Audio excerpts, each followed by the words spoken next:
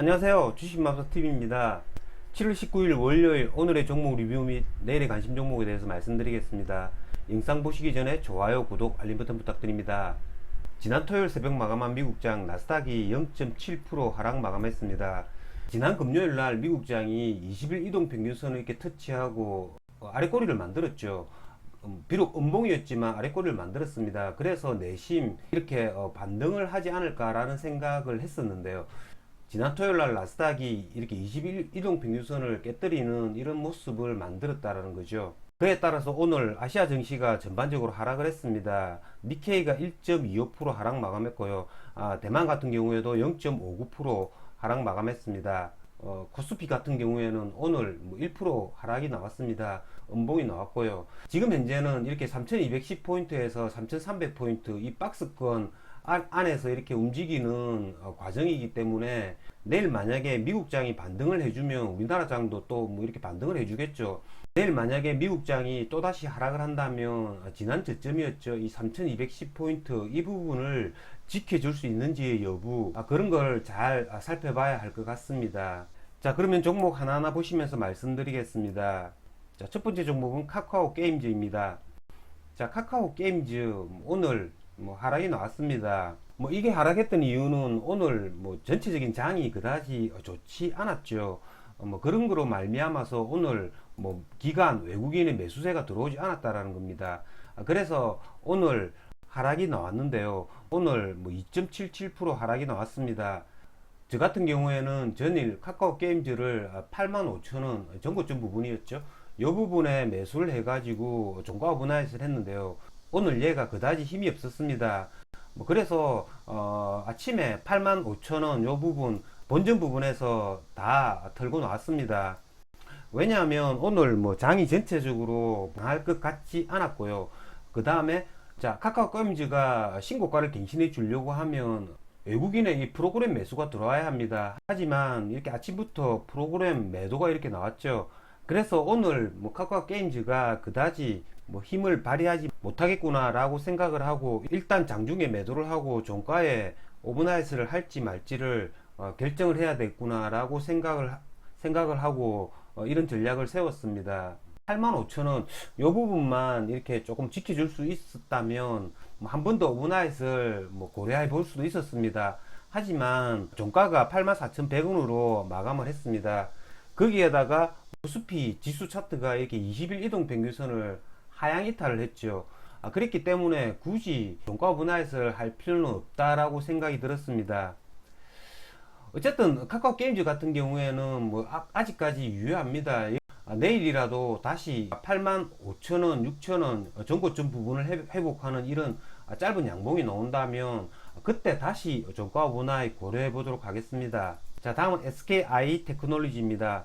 자, SKI 테크놀로지도 카카오 게임즈랑 내용은 비슷합니다. SKI 테크놀로지 같은 경우에는 아침 한때 11만 9천원까지 이렇게 상승을 해 주었습니다. 그 같은 경우에는 이게 수익이 났지만 한번 기다려 줬는데요. 기다리다 보니까 금방 장대 음봉, 그 다음 또 음봉. 그래서 얘를 11만 3천원 요 부분에 매도를 했습니다. 한 1% 정도 수익이 난 채로 매도를 했는데요. 21만 천원만 지켜주면 종가 오버나잇을 다시 할까라고 생각을 했는데 하지만 전체적인 장이 그다지 좋지 않아서 종가 오버나잇을 포기했습니다.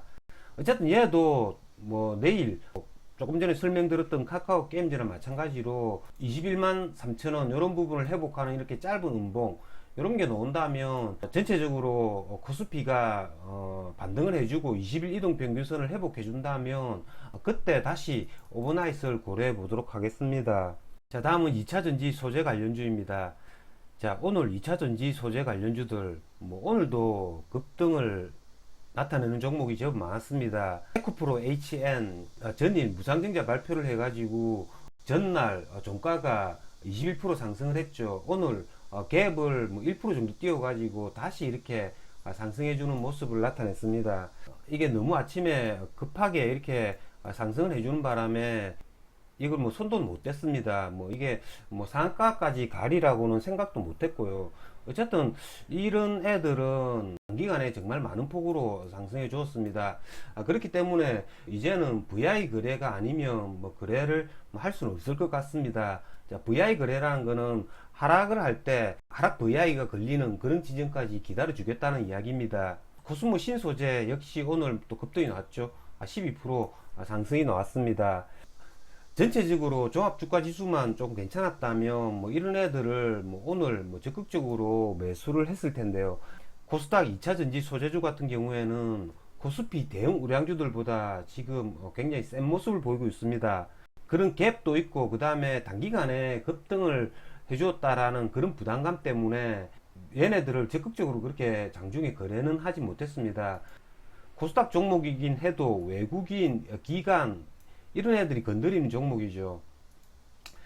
그렇기 때문에 내일도 저점 매수를 내리는 전략으로 거래를 해보도록 하겠습니다. 뭐 그런 전략을 쓰면 뭐 거래는 못할지언정 최소한 뭐 손실은 볼지 않는다라는 겁니다. 2차전지 소재주들은 지금 장의 중심이 되고 있기 때문에 얘네들이 뭐 장중에 하락 조정이 나온다면 충분히 뭐 단타폭은 나오지 않을까라는 생각이 듭니다. 자, 다음은 폭염 관련주인데요. 자, 폭염 관련주. 자, 날씨가 매우 덥죠. 자, 오늘 뭐 폭염 관련주라고 해가지고 뭐 신일전자 그리고 에센테크 상가를 갔습니다. 에센테크가 얘가 뭐 에어컨 냉매 만드는 회사죠. 뭐 아침에 시초가를 이렇게 띄워가지고 시초가를 뭐 회복해 주자마자 이렇게 급격하게 상승을 나타내 주었습니다. 자, 얘네들 뭐 날씨 관련주인데요. 이 날씨 관련주들은 얘가 뭐 8월 초순까지 슈팅을 해줄지 뭐 올해는 유난히 덥다고 하니까 뭐 8월 중순까지 계속 뭐 슈팅을 해줄지 그건 알 수 없습니다. 하지만 이런 애들은 단기 이슈로 이렇게 오르는 애들이죠.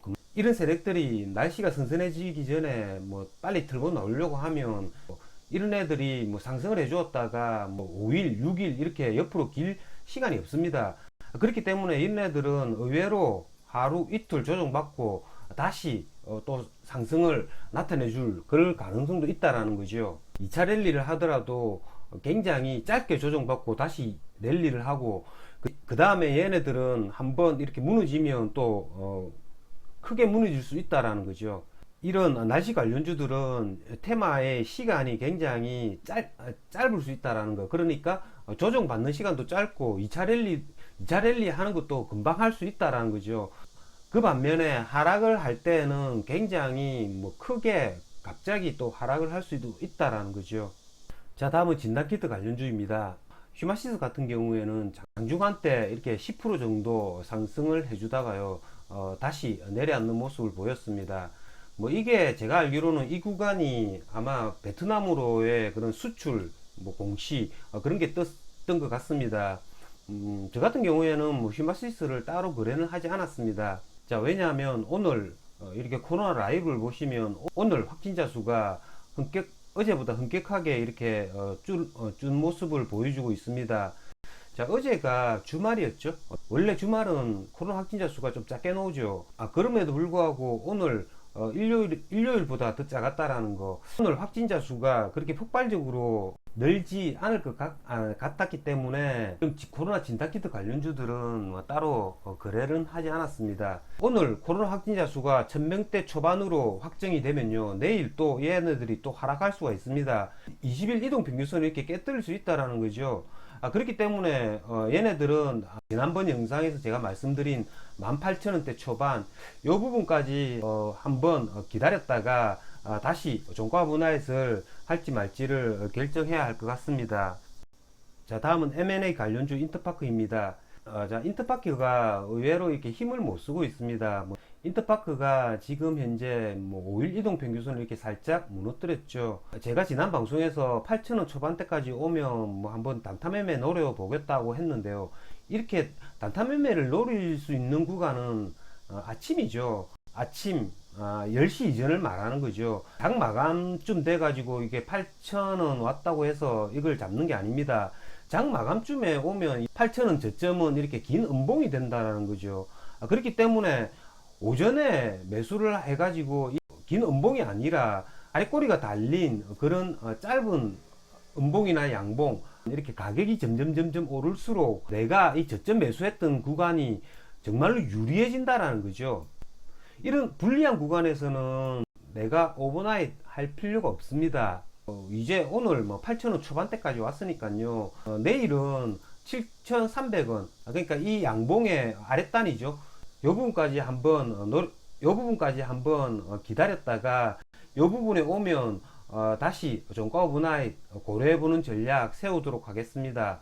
이상으로 주식마법사TV를 마치겠습니다. 제 영상이 도움이 되셨다면 좋아요, 구독, 알림 버튼 부탁드립니다. 끝까지 시청하신 분들에게는 보유 종목이 급등할 수 있게끔 마법을 걸어드리겠습니다.